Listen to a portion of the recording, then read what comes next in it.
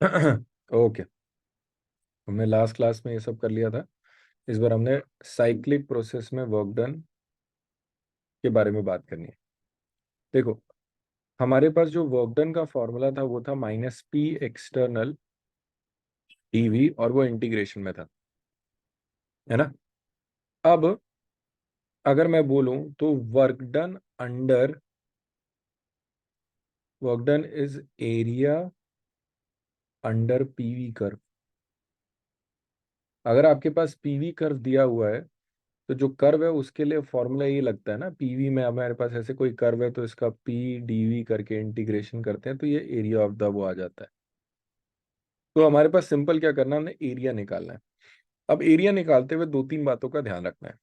सबसे पहली चीज क्या है, जैसे यहाँ पर पीवी ही डायग्राम होना चाहिए और कोई नहीं होना चाहिए। अगर और कोई दिया है जैसे कि फिजिक्स में दिया होता है तो हमें कन्वर्ट करना पड़ता है, बट अभी के लिए सिर्फ पीवी डायग्राम है। ये प्रोसेस दिया हुआ है आपके पास। आप ये बताओ क्या ये एक्सपेंशन है कि कंप्रेशन है?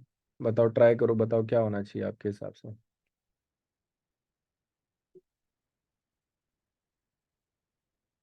बताओ। एक्सपेंशन। एक्सपेंशन कैसे पता चला? प्रेशर कांस्टेंट है और वॉल्यूम इंक्रीज हो रहा है। हाँ, pressure constant not important, expansion इसलिए पता हाँ, चला कि वॉल्यूम। वॉल्यूम इंक्रीज हो रही है। ठीक है, तो एरिया अंडर द कर्व इस बार क्या होना चाहिए आपके हिसाब से? अच्छा, एक्सपेंशन के लिए इट वाज नेगेटिव। नेगेटिव? और नहीं, एरिया बता दो आप मुझे, बस एरिया अंडर द कर्व बता दो।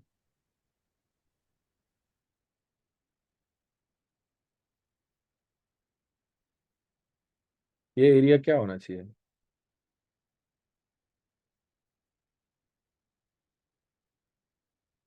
अरे ये कौन सा, क्या ये कैसा शेप है?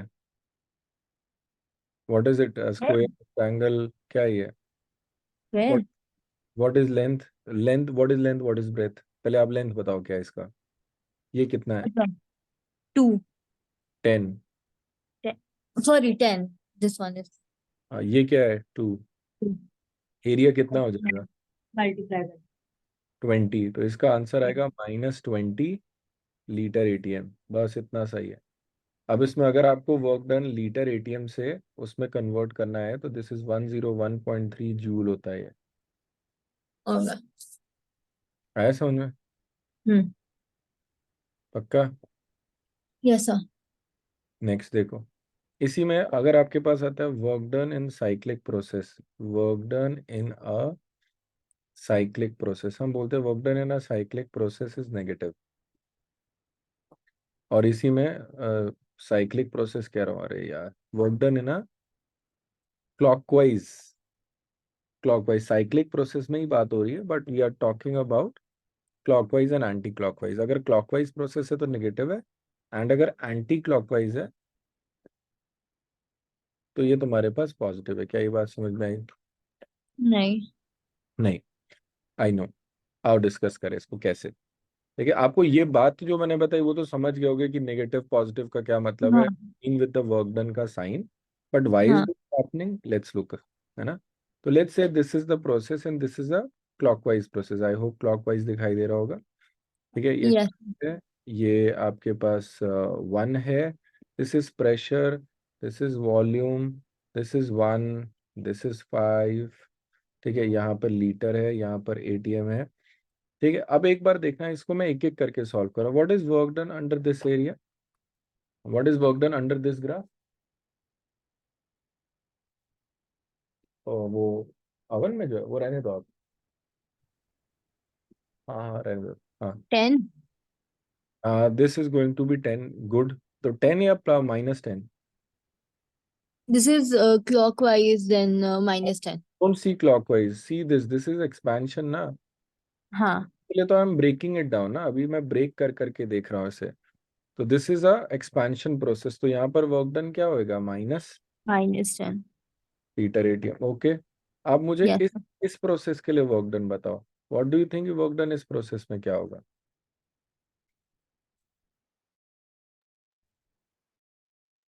ओके, इसमें वॉल्यूम चेंज नहीं हो रहा है, so it will be positive में बट 10 ओनली। जीरो। जी। अरे वॉल्यूम अगर चेंज नहीं हो रहा है, डेल्टा भी अगर जीरो है तो डीवी भी तो जीरो है। Yes sir. आइसोकोरिक प्रोसेस के लिए वर्क डन तो जीरो होगा ना। हाँ। हाँ गॉट इट। नेक्स्ट नेक्स्ट इस वाले प्रोसेस के लिए कितना होगा? ये वाला has to be +10। Positive ten अच्छा नहीं ये होगा नीचे, एरिया। नीचे वाला will take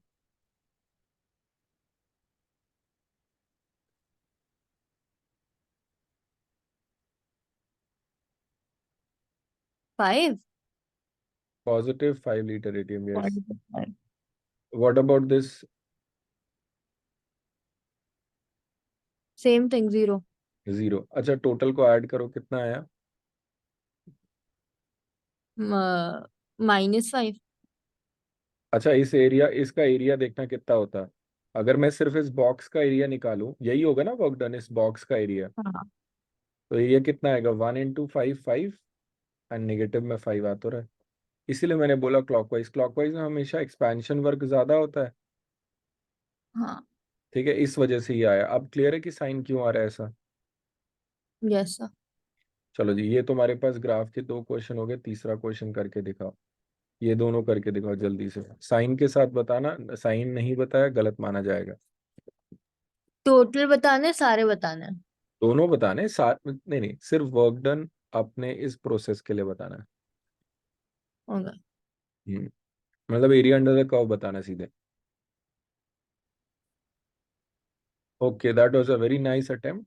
let me discuss. ठीक है, तो यहाँ पर अगर आप देखोगे तो ये आपके पास बॉक्स है, मुझे एरिया अंडर द कर्व निकालना है। तो इसमें एरिया के लिए लेंथ इनटू ब्रेथ करना पड़ेगा। ये आपके पास हो जाएगा 1, क्योंकि 2 और 3 के बीच का गैप।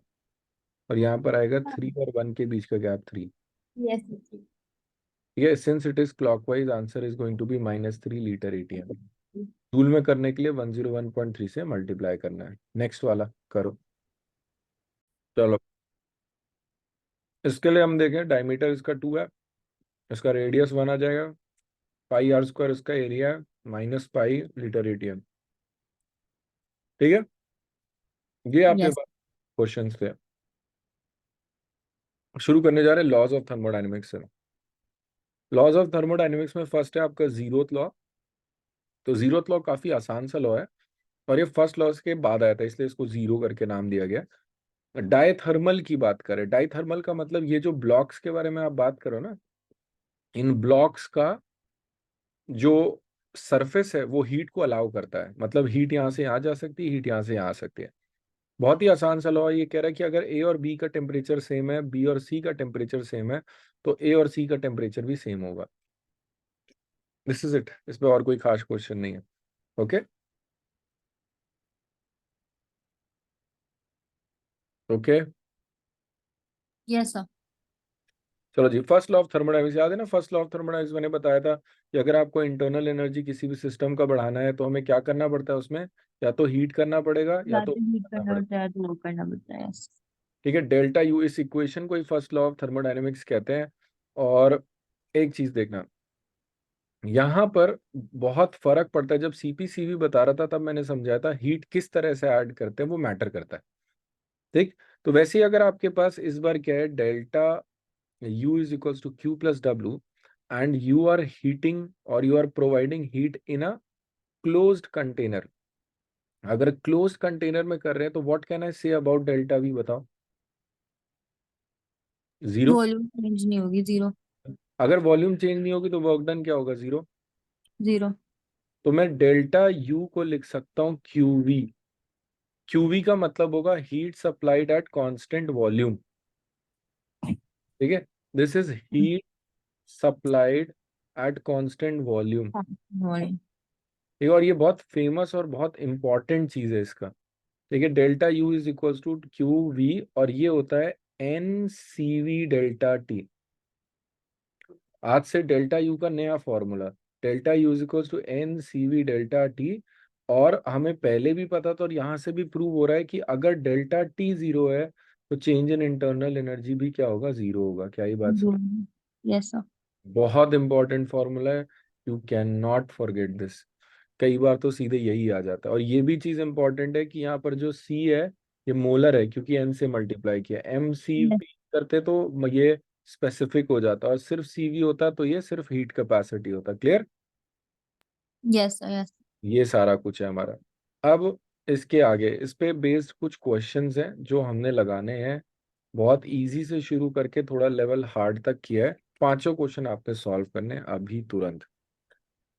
ठीक है, चलो जी ओके। शुरू कर दो। पहले दो करने के बाद तुरंत बताना। ठीक है, और उसके बाद डिस्कशन करेंगे। तब तक मैं ब्रेड बेक कर रहा हूँ, मैं एक बार देख आता हूँ।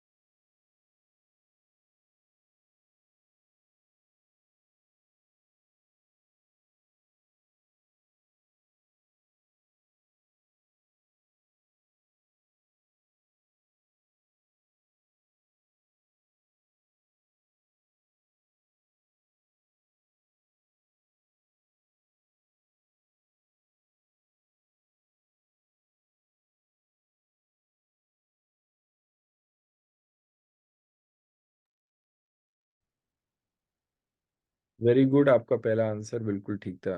Good going.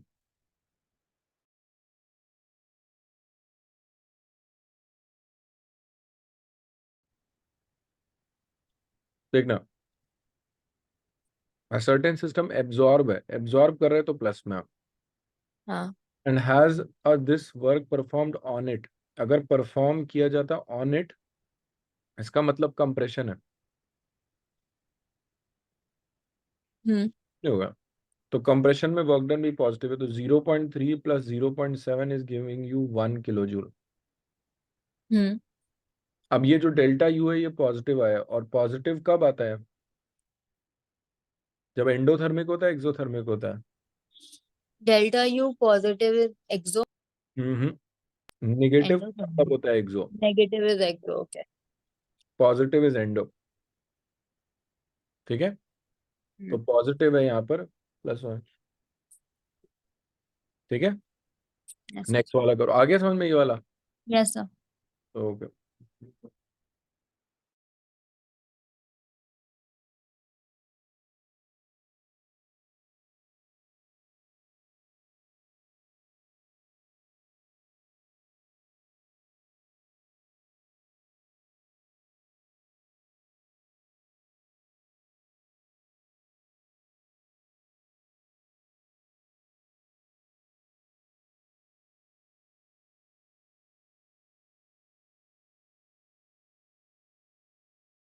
सर एक बार स्लाइड करना ऊपर।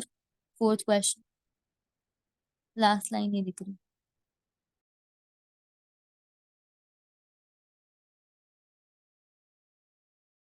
क्या कह रहे बच्चे? कुछ कह रहे हो आप? स्लाइड करना, ऊपर लास्ट लाइन ही दिख रही। How much.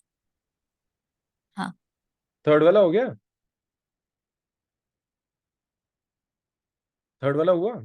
नहीं कर रही हूँ। पहले थर्ड वाला करो, पहले दूसरा क्लियर हो गया ना बिल्कुल अच्छे से? Yes sir.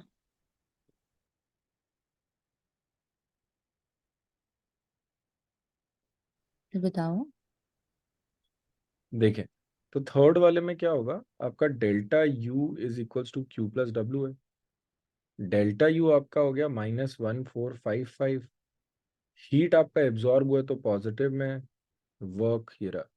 तो टोटल इसका -1455 एंड -812, ये आपका वर्क डन आएगा। अगर वर्क डन नेगेटिव आ रहा है, इसका मतलब work done by the system होगा, क्योंकि by the system is expansion. System work करेगा तो फैलेगा, जब सिस्टम पर वर्क होगा तो वो दबेगा।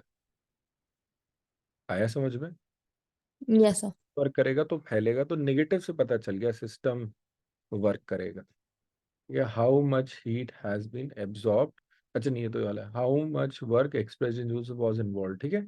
And was work done, system do work आएगा इसका। क्वेश्चन नंबर 4 करते हैं। क्वेश्चन नंबर 4 थोड़ा सा अलग है बट अच्छा क्वेश्चन है। ये इस क्वेश्चन में देखना आपके पास क्या है। आपको पता है कि जो वर्क डन होता है दैट इज -PdV होता है। यहाँ पर प्रेशर वेरिएबल है, तो वेरिएबल प्रेशर में तो आपको रखना ही पड़ेगा कुछ ना कुछ, और उन्होंने बोला कि आप टेंशन ना लो, वेरिएबल प्रेशर का हमने दिया हुआ है 10/V। तो आपको 10/V यहाँ पर पुट करना पड़ेगा। तो ये आएगा -10/V dV। और अगर आप इसे इंटीग्रेट करोगे तो क्या आएगा, -10 ln V। This is -2.303 log। आपको ये आता है कि नहीं आता इंटीग्रेशन dV/V का? Yes sir.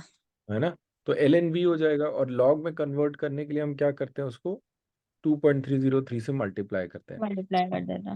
फिर log V2/V1, upper limit minus lower limit. अब यस देख, सर। उसमें क्वेश्चन में दिया हुआ ये चीज 100 अपर लिमिट है और लोअर लिमिट 10 है, into 10 log 100/10, and this is going to be आपका 2.303 इंटू 10 log 10 का वैल्यू 1 हो जाएगा। Yes this sir. Is -23.03 litre ATM. Litre area. अब इस लीटर यस एटीएम सर। को अगेन हमें जूल में कन्वर्ट करना पड़ेगा, तो -2.03, इसको 101 है, 100 ले लेता हूँ मोटा मोटा। 100 आपके पास जूल में हो जाएगा। तो this is going to be 2303, और किलो जूल करूंगा तो 2.303 किलो जूल हो गया। ठीक है। नॉर्मल क्वेश्चन में कर सकते हैं इसको 100। हाँ मतलब अगर बड़ा क्वेश्चन है तो 100 किया जा सकता है, फास्ट कैलकुलेशन के लिए पता चल जाता है इतना ना, कि वो ओके। ऑप्शन पास है तो यूज करो ऐसे, और क्या। 2.303 माइनस में ही रहा, अभी उसमें दिया हुआ, अच्छा जूल में दिया तो कोई टेंशन ही नहीं, मुझे लगा किलो जूल में। तो delta U is equals to 418। अब delta U is equals to 418 है ना, तो यहाँ पर ये तो हो जाएगा आपका -2303। ये आपका क्या है, this is your work done, and delta U is equals to Q plus W, है ना। Yes sir. Change in internal how much heat is absorbed हो जाएगा। अब तो यस सर। करो इसका फाइनल स्टेप।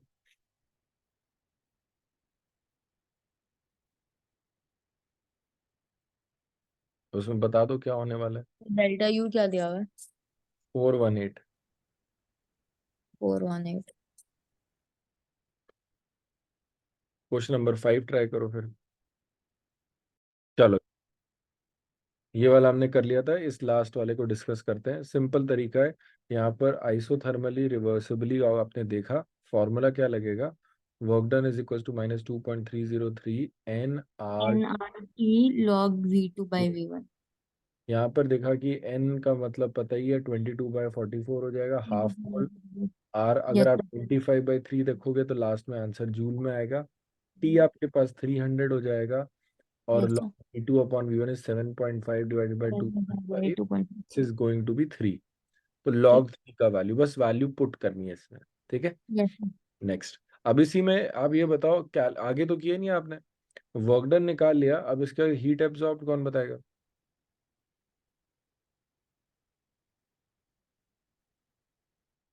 इसमें ये बताओ, ये चीज है वर्क डन तो मैं समझ गया, माइनस में कुछ कुछ आएगा, what will be the heat absorb, Q कितना होगा इसमें?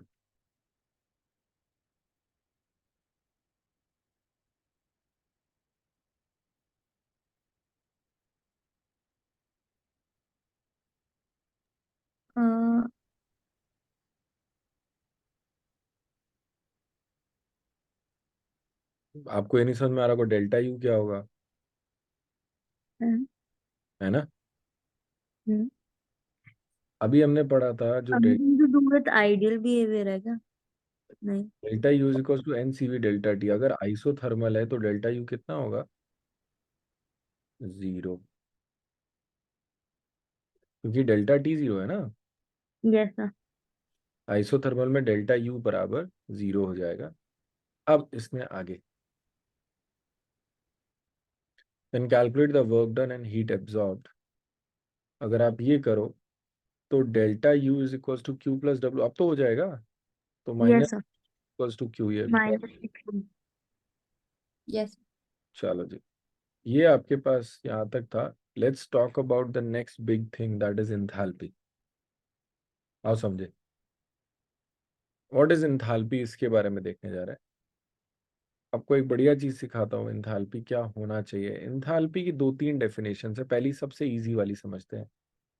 एंथैल्पी को जो डिनोट किया जाता है वो एच से डिनोट किया जाता है, ठीक है। एंथैल्पी को एक फंक्शन बोला जाता है। फंक्शन क्यों बोला जाता है? Depends on more than one variable, more than one variable, बहुत सारे वेरिएबल से जुड़ के ये एंथैल्पी की बात आती है। Enthalpy is total energy during a chemical reaction, total energy during a chemical reaction. क्या ये बात समझ में आई? Yes sir. ये total energy during a chemical reaction, बात तो समझ में फील नहीं आया, आज फील करे से। आपके पास ये टेस्ट ट्यूब है, और इस टेस्ट ट्यूब के अंदर अगर आप देखोगे तो इस टेस्ट ट्यूब के अंदर आपके पास ये ऐसे आपने हीट करना चालू किया। तो जब आप हीट करोगे तो जो भी आप हीट प्रोवाइड कर रहे हो, तो पहले तो मैं इसे हीट लिख दूं। ये जो हीट आप इसको कर रहे हो उसको कांस्टेंट प्रेशर पे हीट करो, हाँ या ना? जितना भी आप हीट प्रोवाइड करो ये कांस्टेंट प्रेशर पे हीट किया जा रहा है, हाँ या ना? समझ में आ रहा है कांस्टेंट प्रेशर क्यों? बिकॉज जिस भी रूम में आप होगे उस रूम का टेम्परेचर और प्रेशर तो फिक्स होगा ना। Yes sir. ठीक है, तो आप कांस्टेंट प्रेशर पे हीट दे रहे हो, एंड थिंक कि ये हीट कहाँ कहाँ जा रही होगी। ये पहली जो हीट है इस लिक्विड का, इस चीज का टेम्परेचर बढ़ाने में काम आ रही होगी कि नहीं आ रही होगी? Yes sir. और अगर टेम्परेचर बढ़ेगा तो ये इंटरनल एनर्जी की बात हो गई, कि यहाँ पर इंटरनल एनर्जी में कुछ कुछ चेंज आएगा, let's say change in internal energy होगा, सीधे सीधे बोल दे रहा हूँ। या आपने जो हीट किया उस हीट करने से तो थोड़ा बहुत टेम्परेचर राइज होगा, अगर टेम्परेचर में चेंज आएगा तो डेल्टा यू हो जाएगा। नेक्स्ट चीज क्या हो सकती है? नेक्स्ट ये हो सकता है कि जैसे जैसे आप इसे हीट करोगे, जैसे जैसे आप इसे हीट करोगे हो सकता है कि एक्सपैंड करना शुरू कर जाए। एक्सपेंशन करे, कि कई बार होता है ना चीजें एक्सपैंड कर जाती है, जैसे दूध उबलता है वैसे ही बात करो, एक्सपेंशन हो सकता है। और इस एक्सपेंशन को हम ऐसे पी डेल्टा वी करके लिख सकते हैं, या कई बार इंथैल्पी को, चलो इसको पी डेल्टा वी करके लिख दे रहा हूँ। क्या ये बात समझ में आई कि नहीं है? Yes sir. ये दो बातें हैं। और हीट एट कांस्टेंट प्रेशर, इसका दूसरा ही जो डेफिनेशन है वो यही है, enthalpy is enthalpy is heat at constant pressure.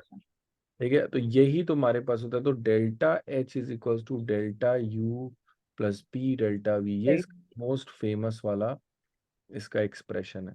ठीक है, इसको और भी तरीके से, पर आप एक बात समझ रहे हो मैं कहना क्या चाह रहा हूँ, फील करना फिर से। जो भी आप हीट दे रहे हो वो दो हिस्सों में बढ़ जा रही है। पहली चीज तो इसका टेम्परेचर बढ़ाने में जा रही है, और दूसरा हो सकता है इसमें एक्सपेंशन वर्क हो जाए कुछ वर्क में, तो वो चीजों का जो मिक्सचर है, this is total energy during a chemical reaction, कि जो टेम्परेचर राइज हुआ, जो वर्क डन हुआ, दोनों को ऐड कर दोगे, इसको इंथैल्पी बोल रहे हैं। क्या ये बात समझ में आए? Yes sir. ये इसका एक्सप्रेशन है। इसमें और भी तरीके हो सकते हैं, इसका एक और एक्सप्रेशन भी बोला जाता है, इसको अलग अलग तरीके से प्रूव किया है। ठीक है, यहाँ पर आप क्यूपी करो तो ये इसका एक्सप्रेशन है, enthalpy is you plus PV. हम डेल्टा ही निकालते हैं क्योंकि यू तो हम एब्सोल्यूट निकाल नहीं सकते, तो सिर्फ इंथैल्पी चेंज एंड ये डेल्टा पीवी करके है, ऐसे भी लिख दिया जाता है कई बार। क्योंकि प्रेशर कांस्टेंट होता है तो प्रेशर बाहर आ जाएगा। ठीक है, अब देखना यस। यहाँ हीट एट कांस्टेंट प्रेशर बोला, डेल्टा एच बराबर क्या हो जाएगा, क्यूपी हो जाएगा, और क्यूपी है तो इसको N C P delta T भी लिख सकते हैं। क्लियर, यहीं हम्म। पर लिख दे रहा हूँ, ये N C P delta T. यहाँ तक समझ में तो आया, एग्जैक्टली फील आया यस ना सर। क्या होता क्या एंथैल्पी। Yes sir. चलो यस सर। ठीक है, you can not calculate absolute enthalpy, इसीलिए हम ये वाला काम करते हैं। तो अगर कांस्टेंट प्रेशर पे कभी बात आ जाए तो ये 99% ये यूज हो रहा होता है। अगर ये आ जाए कांस्टेंट वॉल्यूम पे, ये दोनों यूज नहीं हो रहे होते हैं। पर अगर थ्योरी वाइज बोला जाए तो आपके पास इस तरीके से जो कांस्टेंट होगा वो बाहर आ जाएगा। ऑब्वियसली वो बाहर आ जाएगा। ठीक है, फॉर आइडियल गैस ये बहुत इंपॉर्टेंट है। फॉर आइडियल गैस समझते हैं। अगर आप आइडियल गैस के लिए बात करो तो डेल्टा पीवी को मैं चेंज कर सकता हूँ, मैं इसको लिख सकता हूँ डेल्टा एनआरटी। कोई भी रिएक्शन कांस्टेंट टेम्परेचर और कांस्टेंट प्रेशर पे हो रही होती है, बट किसी भी रिएक्शन में अगर कुछ भी हो रहा है तो वहां पर हो सकता है कि मोल्स चेंज हो क्या होता ही है। जैसे आपके पास नाइट्रोजन के मोल्स है, इधर ये एग्जांपल समझते हैं, N2 आपके पास गैस है प्लस 3H2 आपके पास गैस है, ये रिवर्सिबल गिव्स टू अमोनिया, ये भी गैस है। अगर आप देखो तो यहाँ पर मोल्स चेंज हो रहे कि नहीं हो रहे। पहले मोल कितने थे, टोटल 4, बाद में मोल कितने हैं, 2। देखा, पहले 4 है, एक यस सर। नाइट्रोजन का, 3 इसके, और अभी कितने, 2 है, तो मोल तो चेंज हो रहे हैं। इसीलिए हम इसको लिखते हैं डेल्टा NgRT। ये जो P डेल्टा भी है इसको ऐसे भी लिखा जा सकता है, डेल्टा NgRT। डेल्टा Ng का मतलब क्या है, इसका मतलब होता है change in number of gaseous moles, change in number of gas yes. Yes. Moles. सिर्फ गैसेस के लिए देखते हैं, क्योंकि क्योंकि हमारे पास गैस में जो चेंज है वो काफी ज्यादा होता है, और गैस का वॉल्यूम चेंज ज्यादा आसानी से देखा जा सकता है। लिक्विड और सॉलिड में इतना पता नहीं चलता, इसलिए हम सिर्फ गैसेस के लिए चेक करते हैं। ठीक है, अगर गैसेस, अगर तुम्हारे पास ए सॉलिड है और बी गैस है, और यहाँ पर आपके पास सी गैस आ जाए, तो आप क्या बोलोगे, आप बोलोगे सर यहाँ पर 1 मोल है, यहाँ पर 1 मोल है, इसका डेल्टा NG 0 है। क्या ये बात समझ में आया। Yes sir. चलो जी, तो आपके पास ये रहा, तो यहाँ पर देखा change in number of gaseous moles, total number of gaseous moles in product minus reactant. आपका काम है इन इक्वेशंस के लिए जल्दी से डेल्टा NG डिसाइड करके बताना। चलो करो।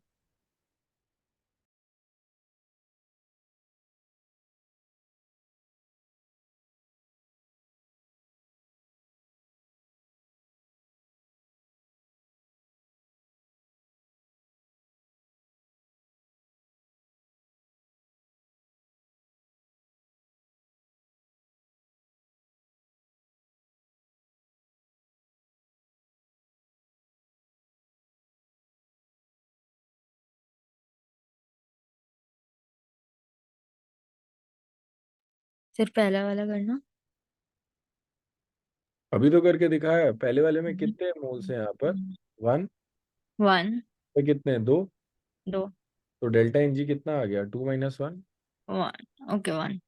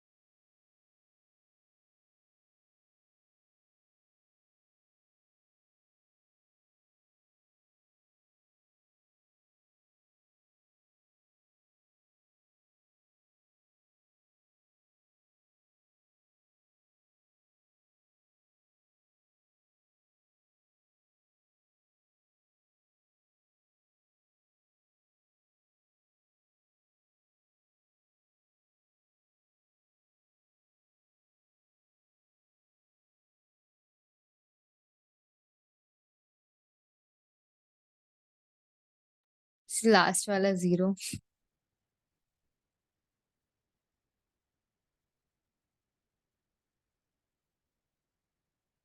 बाकी दोनों 1 1 ही होंगे।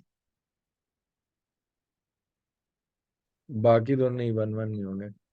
ये वाला वन है, ये वाला वन है, ये वाला टू है, और ये वाला जीरो है। ये सॉलिड है। ओके। ठीक है। हम्म। चलो जी। अगर for a non ideal gas के ऊपर बात हो, non ideal gas, ideal gas के लिए तो फॉर्मूला क्या लग जाता है, delta N G R T, अभी क्वेश्चन करते हैं उसमें, बहुत आसान होता है। ठीक है। आपके पास है for a non ideal gas, इसके लिए बताओ। तो नॉन आइडियल गैस में पहली चीज तो नॉन आइडियल गैस शब्द मेंशन्ड होता है। अगर कुछ मेंशन नहीं है तो आइडियल गैस है। ठीक है, अगर कुछ भी मेंशन नहीं है तो आइडियल गैस है।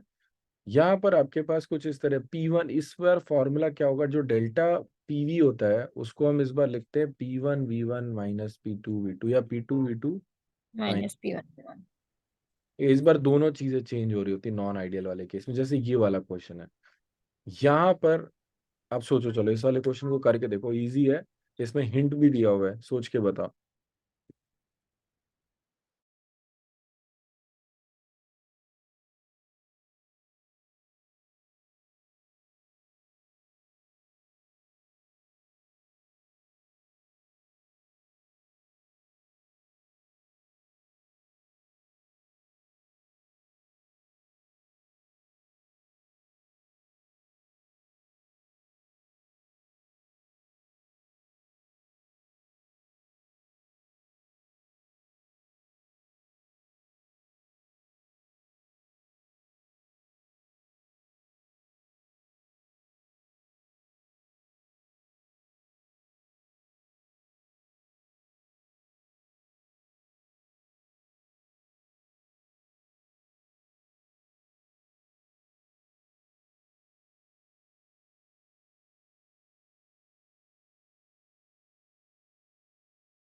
बना, फॉर्मूला लगाए। अच्छा ये बताओ, डेल्टा यू का क्या किया, मतलब टेम्परेचर का क्या किया।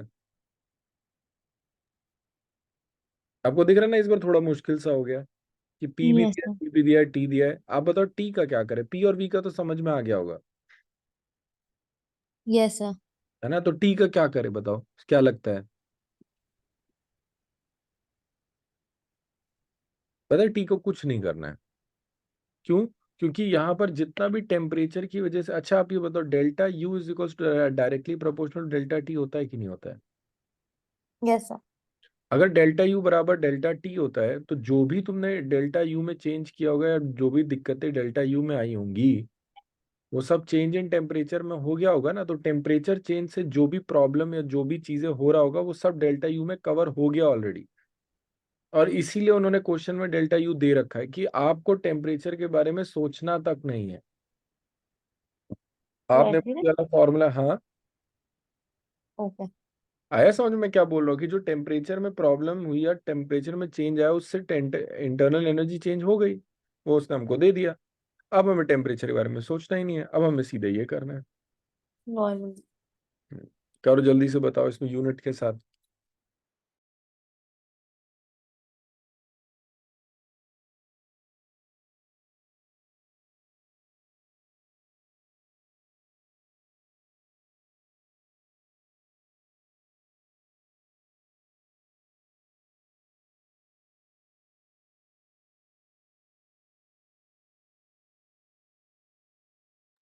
-44।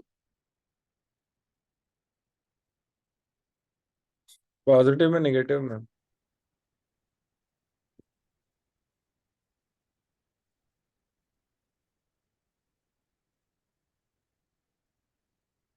हम्म। पॉजिटिव में ही होगा ना, इस बार तो कुछ ऐसा है ही नहीं।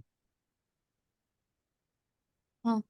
ठीक है, आ जाओ यस जी। सर। इसको करते हैं, for solid and liquid delta U बराबर डेल्टा एच होता है, क्योंकि पीवी जो change in number of gaseous moles होते हैं वो भी जीरो समझ सकते हो। या फिर हम ये बोलते हैं कि जो डेल्टा कुछ वो है ना, डेल्टा वी, वॉल्यूम में चेंज नहीं आता कोई, सॉलिड और लिक्विड में कोई खास चेंज नहीं होता। आ जाओ जी, ये क्वेश्चन करना शुरू करते हैं, ये तीन बहुत अच्छे क्वेश्चन है, करना शुरू करें आप। आ रहे ना समझ में यहाँ तक। Yes sir. मेन इसमें क्वेश्चन ही है, इसीलिए क्वेश्चन बार बार करा रहा हूँ। ऐसा।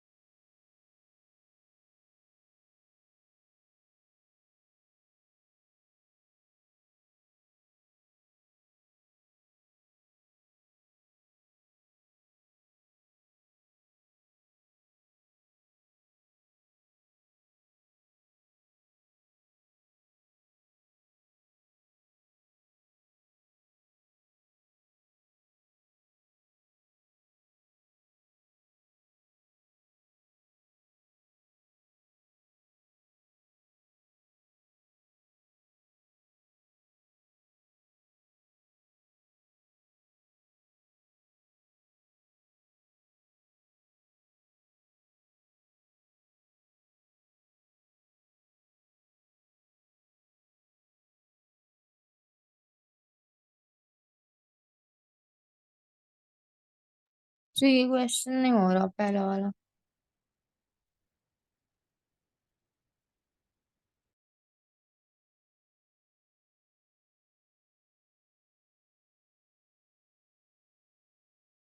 अच्छा जी, इसमें पहला वाला तो पहला वाला नहीं हुआ। नहीं। खत्म। Delta U is equal to delta H plus delta N G R T होगा। ओके। अरे, delta H is equal to delta U plus delta N G हाँ। आर टी सिखाया। डेल्टा। हाँ। Delta N G R T क्या है इसके लिए? Zero. Zero. तो डेल्टा एच बराबर डेल्टा यू। आंसर क्या आएगा? S x. ओके। ओके, मेरे को लगा उस एक्स को फाइंड करना है। आगे समझ में क्या है? इजी।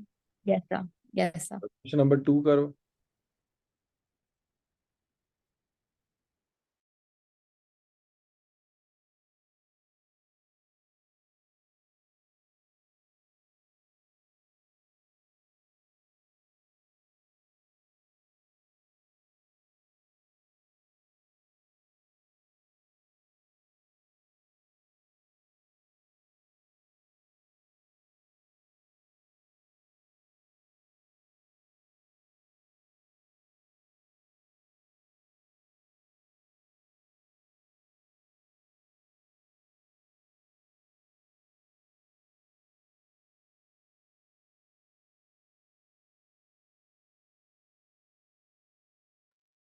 ये जीरो है ना?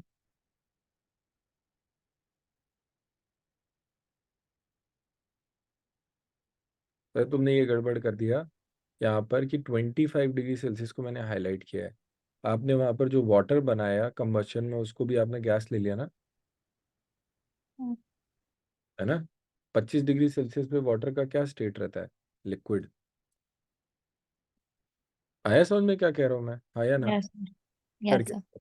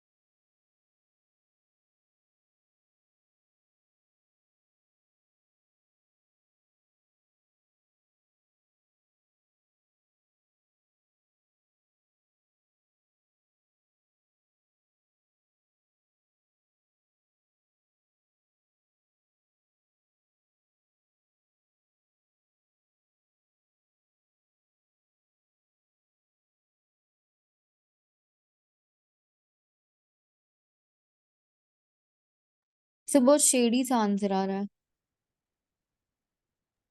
क्या आ रहा है बताओ। फिर आप करो, मैं बताऊंगी सही है नहीं। देखो, जो delta H minus delta U है वो हो जाएगा delta N G R T, hmm. और डेल्टा एन जी आएगा -2। -2। यही आ रहा है ना, -2 कैसे, yes sir. CH4 gas +2 O2 gas हाँ gives सर, ये आता है ये। CO2 गैस +2H2O हम्म। लिक्विड 25 डिग्री सेल्सियस की वजह से। हाँ। ये आएगा -2, आर का वैल्यू 25/3, और टी कितना दिया, कुछ टेम्परेचर दिया है इसमें, हाँ। 2290 है। 2298 हो जाएगा। खत्म। हाँ, तो इसका भी बहुत शेडी सा आंसर है। जो भी है वही है आंसर, ठीक है, कैलकुलेशन हाँ। अगर सही है तो सही है, यही तरीका है अब। चलें आगे। Yes. ओके, तीसरा क्वेश्चन यहाँ पर, तीसरा वाला करके देखो, ओपन और क्लोज के लिए।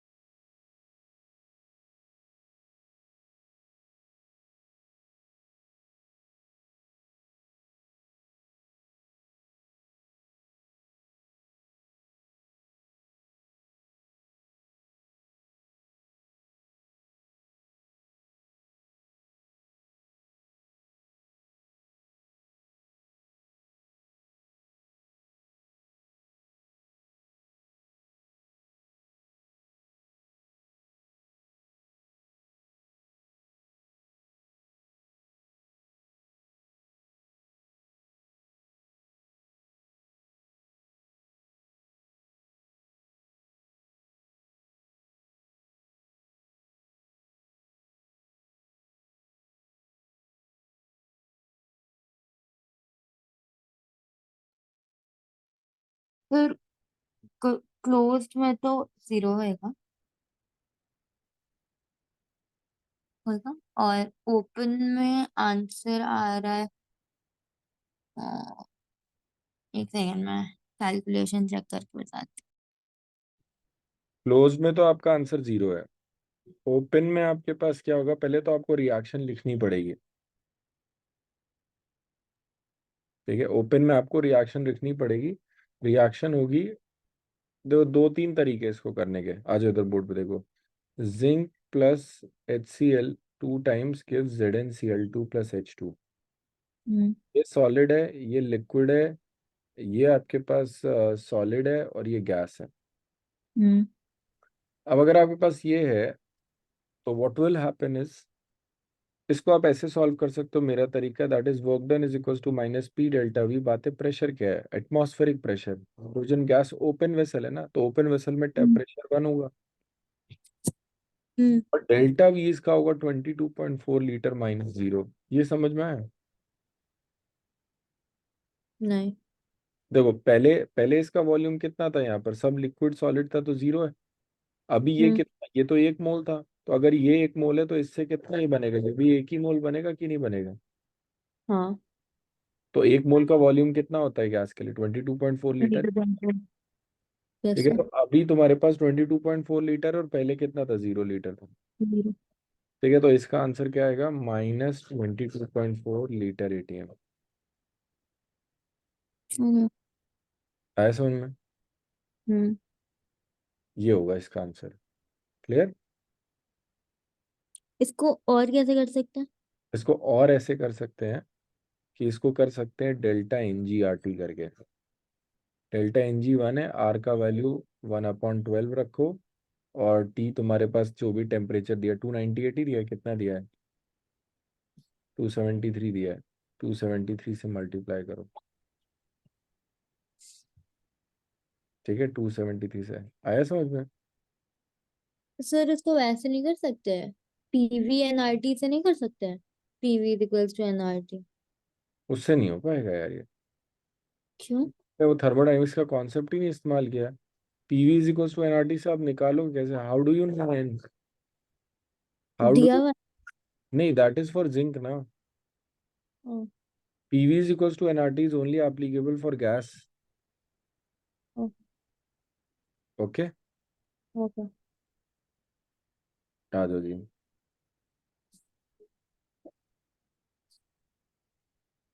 ये हमारे पास, एक सेकंड रुकना, बस एक सेकंड है ना, एक बार इसको आप रीड करके देखो, मैं एक मिनट में शुरू करता हूँ।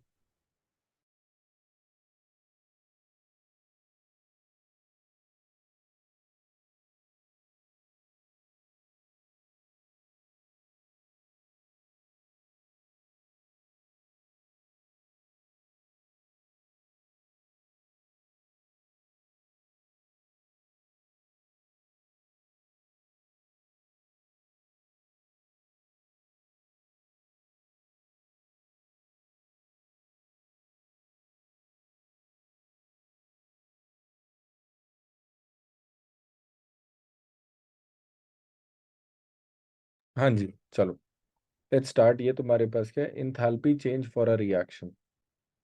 अगर आपके पास enthalpy change for a reaction निकालना है, तो तरीका होता है delta R H is equal to enthalpy change for product minus enthalpy change for reactant. Let's say reaction is from A to B, या फिर हम इसे कह सकते हैं रिएक्टेंट टू प्रोडक्ट। अगर किसी रिएक्शन में प्रोडक्ट बन रहा है, तो इंथैल्पी चेंज क्या होगा, प्रोडक्ट इंथैल्पी माइनस रिएक्टेंट का इंथैल्पी। क्या ये बात समझ में आई? प्रोडक्ट का इंथैल्पी माइनस रिएक्टेंट का इंथैल्पी, ये बात समझ में आ रही बच्चे, हाँ या ना? यस। ये इसका इंथैल्पी चेंज। अब इसमें क्या रहता है, दो तरीके हो सकते हैं। जो इंथैल्पी चेंज है उसका वैल्यू दो तरीके से आ सकता है। कौन सा दो तरीके से? पहला हो सकता है कि इंथैल्पी चेंज का वैल्यू पॉजिटिव हो, दूसरा हो सकता है नेगेटिव हो। अगर पॉजिटिव होता है तो उसको हम एंडोथर्मिक बोलते हैं, और नेगेटिव होता है तो उसको एक्सोथर्मिक बोलते हैं। अब ये कैसे आता है एक बार देखना, इनके ग्राफ के बारे में बात करते हैं। तो ये रिएक्शन प्रोग्रेस है, ये हम लोगों ने काइनेटिक्स में किया था, रिएक्शन प्रोग्रेस। इधर आपके पास एनर्जी है। अगर आपके पास रिएक्टेंट का एनर्जी है और प्रोडक्ट का एनर्जी है, तो आपको दिख रहा ना, ये इंथैल्पी चेंज है। इंथैल्पी चेंज बढ़ गया, पॉजिटिव दिखाई दिया आपको? यहाँ हाँ। एनर्जी क्या हो रहा है, एब्जॉर्ब हो रहा है। क्या कोई डाउट है इसमें? 200। ठीक है, दूसरे वाले केस में एक्सोथर्मिक के ग्राफ में क्या होगा, आपके पास सेम चीजें रहेंगी। इधर रिएक्शन प्रोग्रेस होगा और इधर एनर्जी होगा, और ये क्या करेगा आपके पास, इधर नीचे ये इधर आर और पी। हम्म। और ये तुम्हारे पास क्या हो, इस बार एनर्जी डेल्टा आर एच क्या होगा आपके पास, नेगेटिव होगा, बिकॉज इतना जो गैप आपको दिख रहा है, this energy is being released. तब इसी चीज को हम उसमें लिखते हैं कि इसका रिप्रेजेंटेशन की बात करें, तो हम क्या करते हैं रिप्रेजेंटेशन के बारे में। दो टाइप का रिप्रेजेंटेशन होता है। पहला रिप्रेजेंटेशन देखना आपका, A to B delta H is equal to minus Q. पता चल गया ये कैसा रिएक्शन होगा, एक्सो।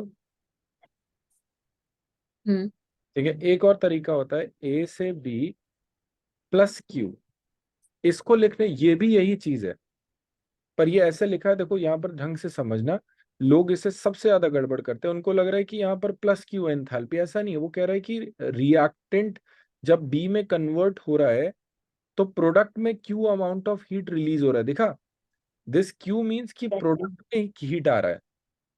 यस। तो ये दोनों बातें एक जैसी हैं। और इसी में देखना, आप ए से बी डेल्टा एच बराबर प्लस क्यू कर दूं मैं, ठीक है, या फिर मैं ऐसे लिख दूं कि ए प्लस क्यू बराबर बी। आया समझ में? ये दोनों यस। सेम है।